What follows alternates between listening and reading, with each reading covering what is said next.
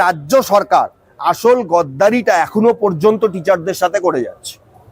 যদি তাদের হিসাব মতো তারা মেনে নিয়েছিল 5000 ক্যান্ডিডেট, 5000 ক্যান্ডিডেট, তাদের হিসাব মতো যদি এই আপনার তারা বলেছিল টেন্টেড, ঠিক আছে, গ্রুপ সি ডি সমস্ত মিলিয়ে, কিন্তু যদি এটা লিস্ট 1 হয় 1806, তাহলে বাকিদের নাম কোথায়? হ্যাঁ, এখানে একটা ব্যাপার রয়েছে, সুপ্রিম কোর্ট 7 দিন সময় দিয়েছে, অ্যালাউড, ঠিক আছে, এবং তারা বলেছে দিস ইজ লিস্ট নাম্বার 1। পরবর্তীকালে আরো কোনো আমরা দেখতে চাই যে আরো 4-5 দিন যে সময় বাকি আছে তার মধ্যে আরো কোনো কিছু বেরোয় কিনা। আমার ধারণা 7 তারিখ পরীক্ষার আগে সুপ্রিম কোর্টে নিশ্চয়ই আরো কোনো জাজমেন্ট আসবে। যদি রাজ্য সরকার কোনো গেম খেলার চেষ্টা করে তাহলে তার উপযুক্ত জবাব সুপ্রিম কোর্ট থেকে নিশ্চয়ই রাজ্য সরকার পাবে। দাদা, এই যে লিস্ট প্রকাশ করলো এসএসসি, তার মানে কোথা থেকে তো এসএসসি এটা মানে মেনে নিল যে অন্যায় হয়েছে, দুর্নীতি হয়েছে। একদম।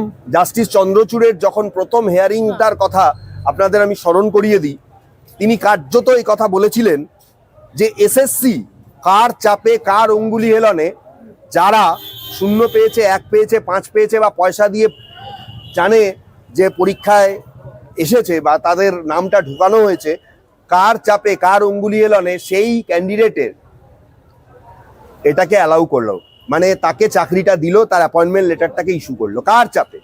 কিন্তু আমরা জানি যেটা এসএসসির বর্তমান সচিব, তিনি অচিরেই আপনাদের সংবাদ মাধ্যমের সামনে তিনি বলেছিলেন প্রাক্তন সচিব কিভাবে তাকে এসএসসি অফিস আওয়ার্সের বাইরে অন্য টাইমে কিভাবে তাকে ডাকতেন, কিভাবে তাকে বলতেন, এবং কিভাবে বলতেন যে কোন এমএলএ, কোন এমপি, কোন মন্ত্রী ফোন করেছে, তার 10 জন লিস্ট আছে, 15 জন আছে, 20 জন আছে, প্রথম 10 জনকে দিতে হবে, 10 জনের হলে প্রথম 5 জনকে দিতেই হবে, অমুক জেলা থেকে অমুক এমএলএ পাঠিয়েছে, এর মধ্যে 6 জনের মধ্যে 3 জনকে দিতেই হবে, অনেক রকম চাপ আছে, অমুক মন্ত্রী ফোন করেছে, শিক্ষামন্ত্রী ভাইপো ফোন করেছে, ইত্যাদি ইত্যাদি। এই কথাগুলো আপনাদের সংবাদ মাধ্যমে বিভিন্ন সময় বিভিন্ন জায়গা থেকে প্রকাশ হয়ে এসেছে।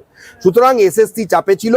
এসএসসি জানতো যে এসএসসিকে যারা চালায় সেই রাজ্য সরকার, এসএসসির মাইনে যারা দেয়, এসএসসি স্টাফদের যারা মাইনে দেয় রাজ্য সরকার, বলা যেতে পারে রাজ্য সরকারের এখানে পদলেহন করেছে এসএসসি। সব থেকে বড় যদি চিটিংবাজ কেউ হয়ে থাকে সেটা হলো এসএসসি, কারণ এসএসসি গোদা বাংলায় পরীক্ষা নিয়েছে এবং গোদা বাংলায় চাকরিটা দিয়েছে। সুতরাং পরীক্ষা নেওয়ার দায়িত্ব যদি এসএসসির হয়, চাকরি দেওয়ার দায়িত্ব যদি এসএসসির হয়, সব থেকে বড় চিটিংবাজ আমি বলবো এসএসসি। যার জন্যই জাস্টিস চন্দ্রচূড় বলেছিল যে এসএসসি যখন এত বড় গদ্দারি করেছে তখন এসএসসিকে আমরা বন্ধ করে দেবো।